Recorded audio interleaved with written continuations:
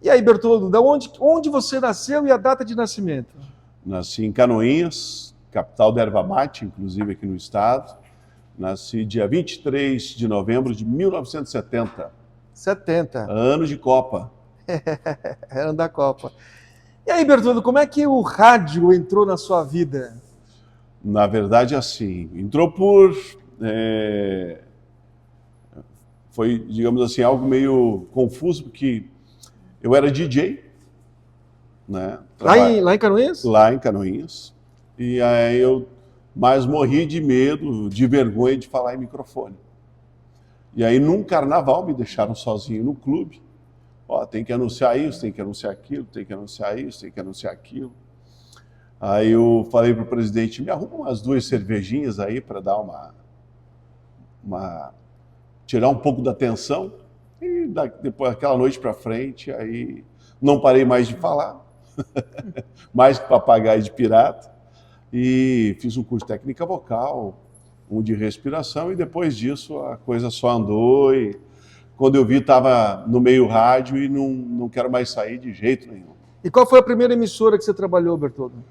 Antes do registro oficial, eu trabalhei na Rádio Clube de Canoinhas, né, fazendo um material para a Copa de 94. Né, e no dia 1º de setembro de 1994, eu fui registrado na Rádio Planalto de Major Vieira. Coincidência ou não, 4 anos depois, 1º de setembro de 1998, Rádio Menina de Balneário Camboriú. Exatamente o mesmo dia, 4 anos depois. E lá você fazia o quê, né, antes da Menina, Rádio Menina? Lá eu fazia um programa à tarde e trabalhava no clube da cidade, que era uma cidade pequena. Cheguei até a dar aula para a galera do 2º grau, que tinha me formado. Então, cidades pequenas, as alternativas e os projetos são um pouco menores do que o que a gente vê hoje numa cidade igual Balneário Camboriú. Mas aproveitei do tempo e o conhecimento que tinha. Então, o rádio, de certa forma, foi o pontapé inicial para fazer uma história que hoje, graças a Deus, eu construí dentro do rádio. Então, me fala um pouquinho das funções que você teve na Menina e que tem até hoje, né? Eu vim para cá em 98 para fazer a unidade móvel da Rádio Menina. Naquela época, o Vandrei estava indo para a TV, que a gente tinha recém-lançado naquele período a TV Mocinha. Então estava indo o repórter que fazia a unidade móvel para a TV, eles queriam um repórter para a unidade móvel do rádio. Foi quando eu aceitei o convite e vim para cá.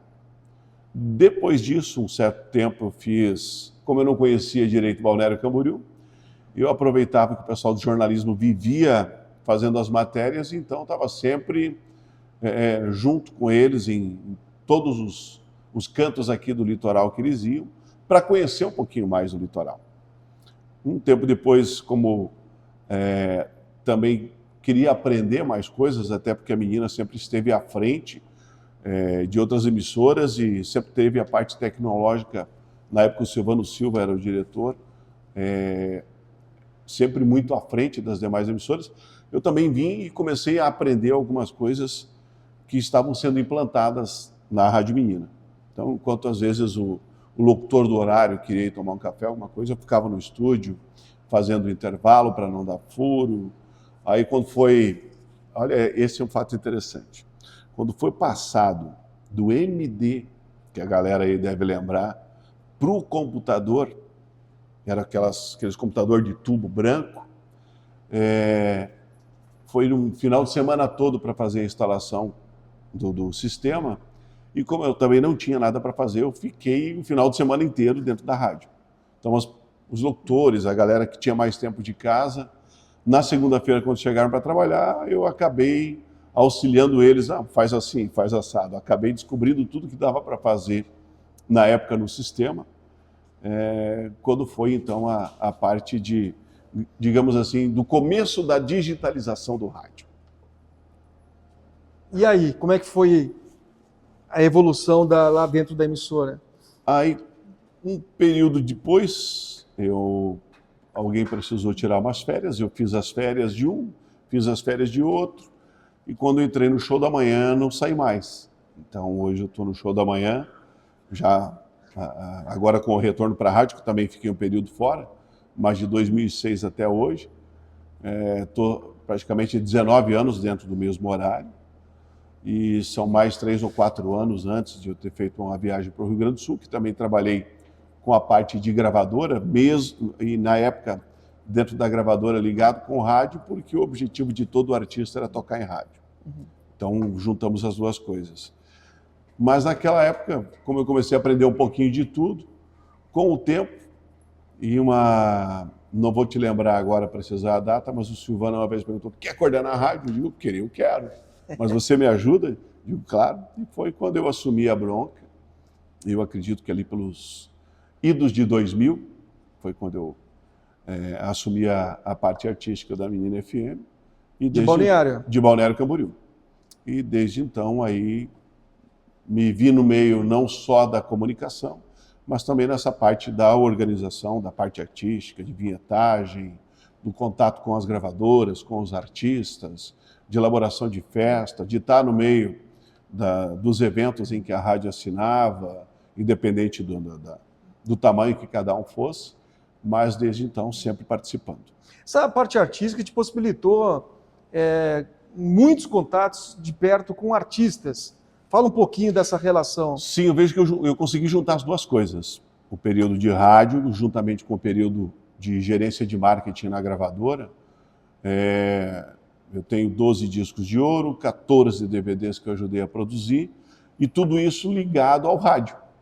Porque tanto para gravar um DVD, tanto para conquistar um disco de ouro, neste período era necessário que a execução de música acontecesse nas rádios para que um artista conseguisse vender, então, o seu disco, o seu CD, enfim, nessa época.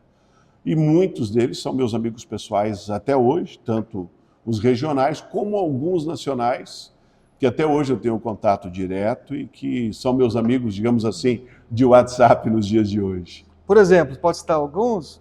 O Amado Batista, o Latino, a dupla João Neto Federico, César e Paulinho, Sérgio Reis, aí da gauchada aqui, Tia Garoto, João Luiz Correia, os Serranos, digamos assim, são todos nomes que de alguma forma as pessoas conhecem, mas que também, em função do trabalho executado, tanto à frente da rádio quanto à frente da gravadora, me abriram portas e parceiros que até hoje a gente tem contato.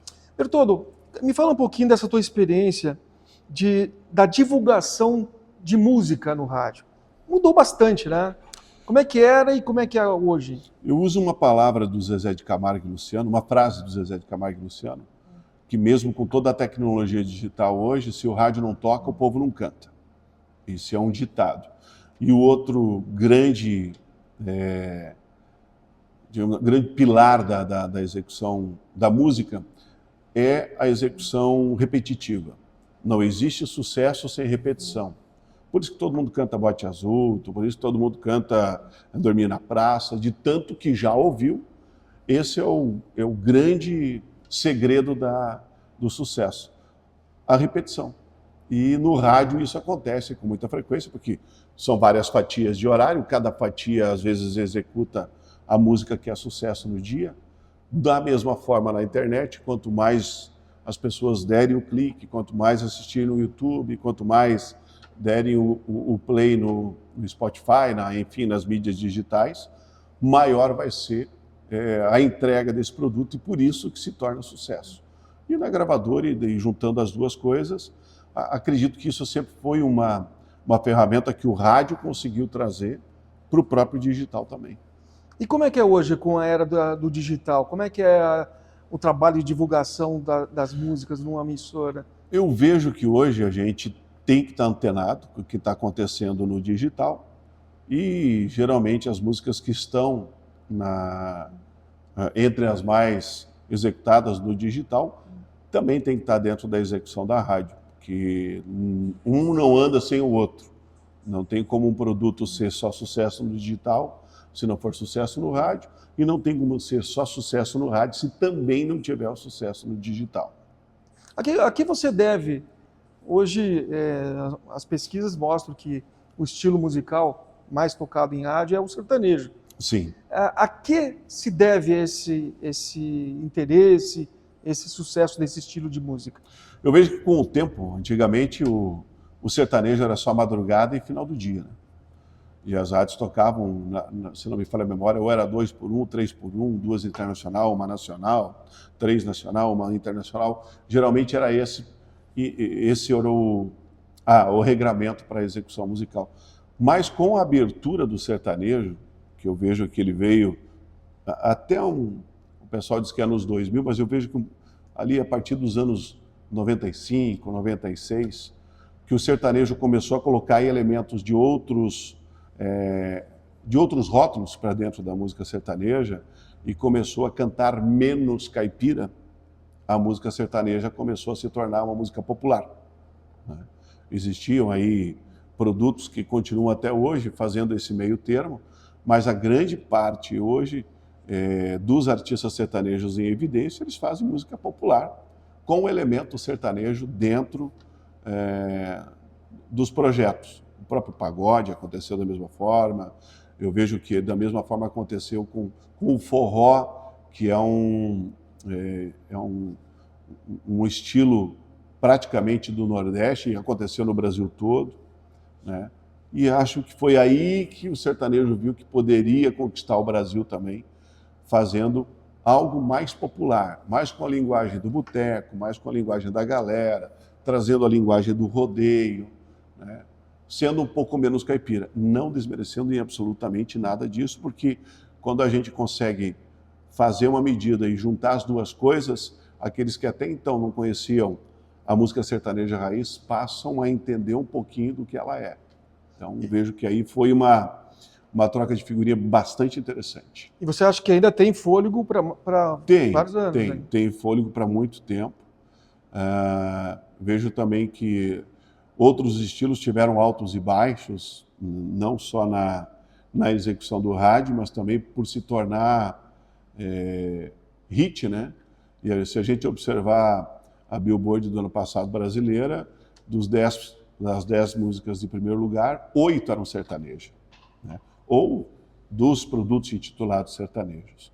E que para nós é bom, né? Porque é a música mais autêntica brasileira possível, sem ter nenhum tipo de influência externa ou de outros estilos de música que não são brasileiros. Qual foi o teu primeiro disco de ouro? Foi do Terceira Dimensão. Terceira Dimensão, ao vivo em Santa Rosa, né?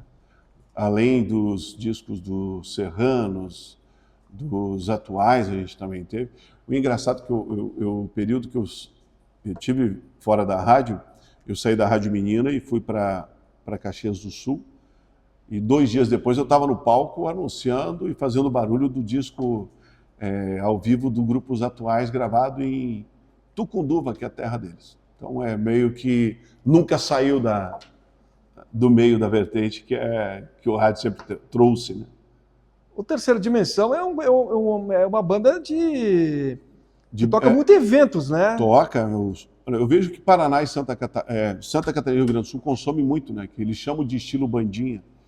Mas foi o primeiro disco de ouro, além do Tia Barbaridade, Tia Garoto, Serranos, Monarcas, Chiquito, Grupo Rodeio, que tive o prazer, inclusive, de fazer o roteiro do primeiro DVD deles e já fazer a entrega de um disco de ouro acústico. Foi um momento muito bacana também na minha vida.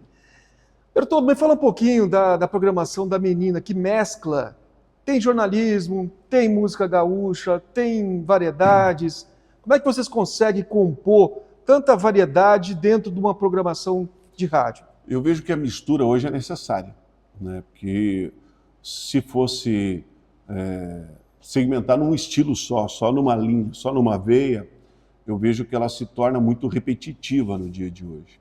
Então, quando a gente consegue colocar música nova com música velha, música que já foi sucesso com o que está sendo sucesso agora, e misturar um pouquinho dos grandes sucessos internacionais, tanto os recentes quanto aqueles que a gente nunca vai deixar de ouvir, por isso que a gente nunca pode deixar de tocar.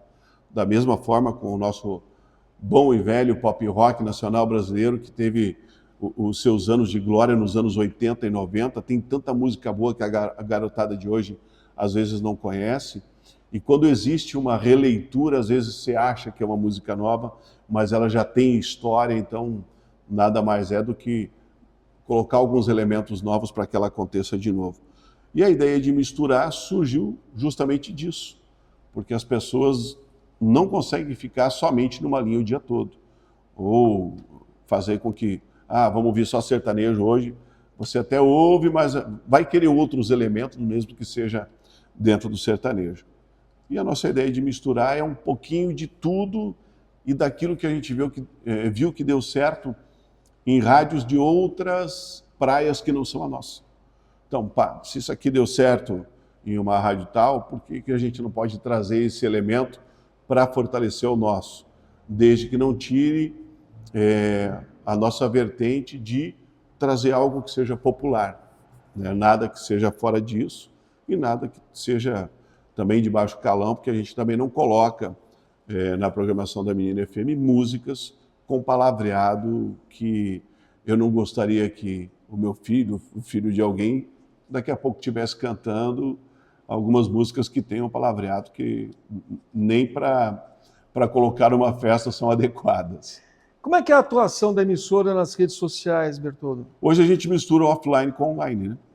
O online tem que estar ligado, tem que saber o que a gente está fazendo na antena, como a antena tem que estar sabendo o que está acontecendo dentro das plataformas digitais.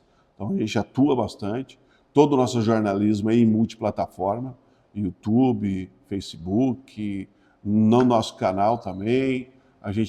Nós somos uma das únicas emissoras do estado que transmite todo o jornalismo também na TV a cabo.